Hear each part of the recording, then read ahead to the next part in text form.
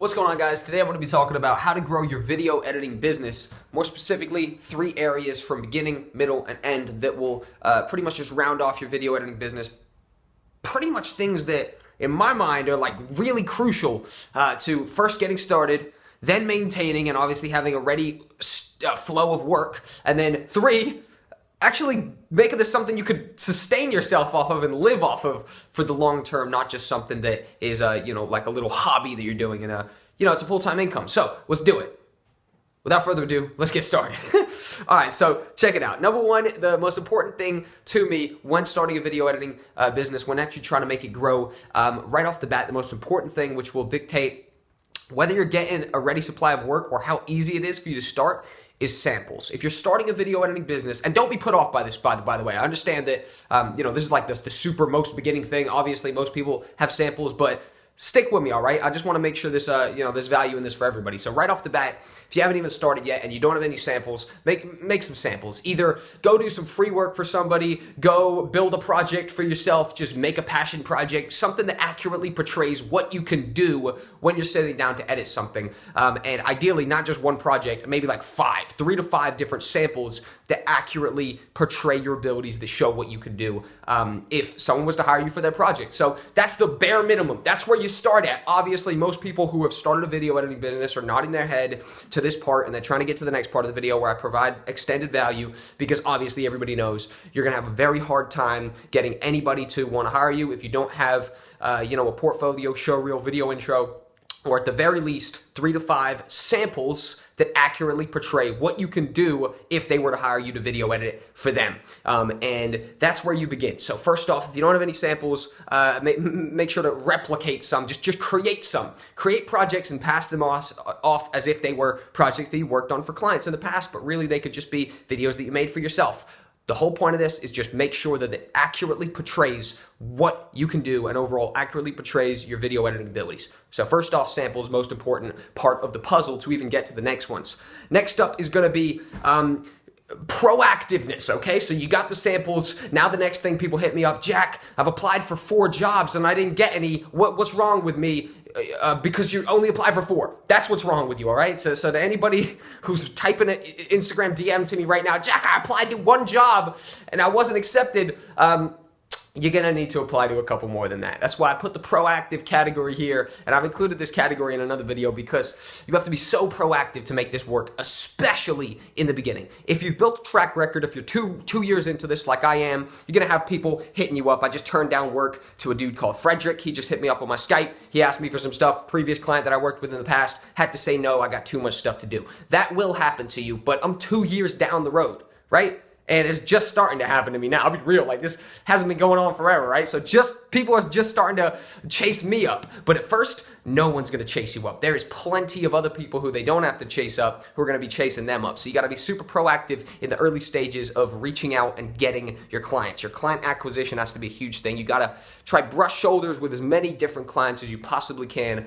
up front. And what kind of goes into this even more is the fact that you want to be hitting people on every social platform. You want to hit people on, obviously, Upwork, in my opinion, is the most important freelance site. Obviously, there's other people who have success on Fiverr. They have success on Freelancer. But to me, Upwork's the #1 spot. Also, there's some problems with people getting approved. So go to whichever spot for you is the best. But for me, Upwork has been the best, okay? So that's what goes into this being proactive category, is using all the different sites that you can. So not just getting comfortable on one, targeting people everywhere. I was, at the height of building my video editing business, I was hitting people up on, what's called Upwork every single day. I would make an account, apply to 30 jobs, get some jobs, maybe not, make another account the next day, apply to some more. It's technically not allowed to make those extra accounts, I don't think so. That was a whole different hustle in itself right there. I would be hitting people up on Twitter. I need a video editor, replying to all of them. That's a standard strategy that I've talked about a lot on my channel. You can go to Twitter and type in, I need a video editor. Just that phrase. So, I need a video editor. Put it in quotations, whatever. And search it. Filter it to latest, and you're going to have a whole bunch of different people on the timeline asking, hey, I need a video editor. Yo, I got this video. Anybody know a video editor you can recommend me? And you can hit people up right there. So take advantage of all of the platforms. Being proactive to me is understanding that no one's going to come to you. Like I said, I'm 2 years down the road, and I'm just to the point where maybe someone's coming to me, right? Before that, I had to chase everybody up. So if somehow right off the bat people are coming to you, it's not the norm, and I would still advise you to be very proactive as well. And yeah, so far, if you're still with me, if you had not started a business yet and you're thinking of starting, you need those samples. If you're starting it and you're in it right now, whether you're on year number 2 or day number 1, you got to be proactive. I got to be proactive right now, and I'm on year number 2. So if you're on day number 1 or day number 14, yeah, 14, you got to be super proactive. Like, I'll be real. I'm not going to shit you. I'm not going to mess you about. You do have to be very proactive. And, enough of that section now, right? Feels as though I'm getting bored of that. Next up, recurring clients. This right here is the real name of the game in terms of making an income that you can rely on, okay? This is an income that's not like, yeah, I made $700 this month, and then the next month you make $2,000. And it's like, well, that's not very consistent. I don't know if we can rely on this one. You know what I mean? You want to be building an income you can rely on. And the best way you do that is by recurring clients. You might have one client paying you $100 a video, another client paying you $60 a video, another client paying you $45 a video. But if you know that they're giving you a steady order of videos every single month, whether it be 4 videos a week, 2 videos a month, 13 videos a fortnight, I'm making it up at this point, but if they're giving you a steady order of videos, which has been the case for me with clients in the past, then you can actually build up a sum for the month. And you can say, all right, so one client's giving me 2 videos a week, the other client's giving me 3 videos a week, whatever the case may be, and you can add up how much each of those projects cost, and then actually dictate, or not dictate, kind of create a sum for yourself that seems about right that you're going to get paid for the month. So, it might be $1,000 to $2,000 a month, or the spread might be a bit smaller. It might be, $1,500 to $2,000 a month, whatever the case may be. And you can figure out how much on average you're going to be generating, which is very important in building a business. Business is in the title right now. Video editing business, not video editing hobby, not video editing side hustle. This is a video editing business. This is something that is paying you every month, and it's not something that is... It's a little bit more serious. You obviously have to have a dependable income. If it's just a side hobby, it's cool. Oh, you made $900 this month? Whoa! Off a side hustle? You're killing it, bro.